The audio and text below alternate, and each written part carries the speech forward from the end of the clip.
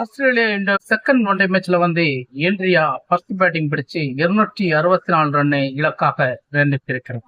இந்த இலக்குக்கு ஆஸ்திரேலியா பிச்சை பொறுத்த வரைக்கும் ஒரு சராசரியான ஒரு இலக்கு தான். ஆனா ஆஸ்திரேலியாவுக்கு இந்த இலக்கு போதுமா என்று கேட்டா நிச்சயமாக போதாது. ஏன்னா வலுவிழந்த ஆஸ்திரேலியா அணிக்கு இந்த மாதிரி ரன்னுகள் கட்டுப்படி ஆகாது. ஆனா ஆஸ்திரேலியா பிச்சை பொறுத்த வரைக்கும் இந்த ரன்னுல ஒரு டீமை கட்டுப்படுத்தலாம். ஏன்னா அந்த அளவுக்கு அவங்களுடைய பெரிய பிச்சுக்கு இந்த ரன்னை அடிப்பதற்கு ரொம்ப கஷ்டப்படணும். நல்ல ஒரு பவுலிங்கை கொடுத்தா ஆஸ்திரேலியாவை மடக்கலாம். இந்த பிச்சை பொறுத்த வரைக்கும் இந்தியா ஜெயிச்சா மட்டும்தான் இந்த ஒன் டே மேட்ச்ல இன்னொரு வாய்ப்பு இந்தியாவுக்கு இருக்கு. இல்லைன்னா இந்தியாவோட சீரியஸ் இழந்துட வேண்டியது. ஒருத்தர் மேல நீங்க விசுவாசம் காட்டுறதுக்காக இன்னொருத்தரையும் அசிங்கப்படுத்துறீங்க.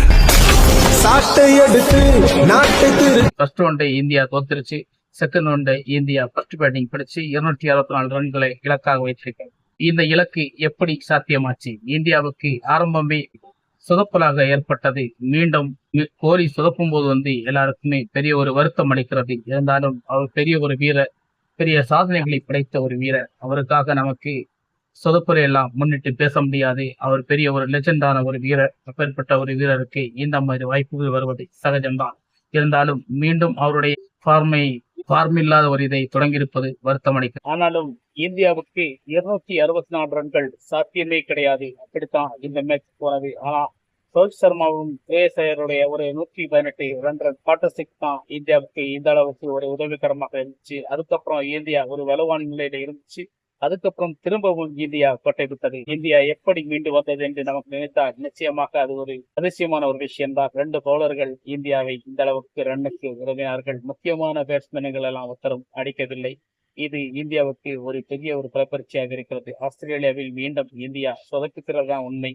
இது இந்த மாதிரி மேட்சுகள்ல இந்தியா சொதப்பக்கூடாது. ஒன் டே மேட்சை பொறுத்த வரைக்கும் இந்தியாவுக்கு பெரிய ஒரு தூணாக இருக்கக்கூடிய ஒன் டே மேட்ச் தான் நமக்கு தெரியும். அப்பேற்பட்ட ஒன் டே மேட்சுகளை எவ்வளவு வீரர்கள் விளையாடி இருக்கிறார்கள். சீனியர்கள் எல்லாம் அந்த அளவுக்கு பெரிய பெரிய சாதனைகளை சாதிச்சிருக்கிறார்கள். இப்ப இளம் வீரர்கள் எல்லாம் கொஞ்சம் அக்கறையோட பொறுப்போட விளையாடினா நல்லது என்று நினைக்கிறேன். இந்த மேட்சை இந்தியா ஜெயிச்சா ரொம்ப நல்லது. ஆஸ்திரேலியா பிச்சை பொறுத்த வரைக்கும் இந்த மேட்சை இந்தியா நிச்சயமாக ஜெயிக்கலாம். என் பெரிய ஒரு பிச்சு. இந்த பிச்சில 264 ரன்கள் சேர்க்க வேண்டும் என்றால் அவ்வளவு பெரிய மோசமான போலிங் இருந்தால் மட்டுமே சேர்க்க முடியும். கொடூரமான போலிங்ல இந்த ரன்னை சேர்க்க முடியாது. அதே போல் இந்தியா போல வலுவான அணிகளால் மட்டும்தான் இந்த ரன்னை எடுக்க முடியும். அதே போல் ஆஸ்திரேலியாவும் ஒரு வலுவான அணிதான். இருந்தாலும் இந்த ரன்னை எடுக்க விடாமல் தடுத்தால் இந்த ஒன் டே மேட்ச்ல இந்தியா பணத்தை கொடுத்து ஒன் டே மேட்ச்ல தன்னுடைய சீரீஸ்க்காக காத்திருக்கலாம். இழந்துட வேண்டும்.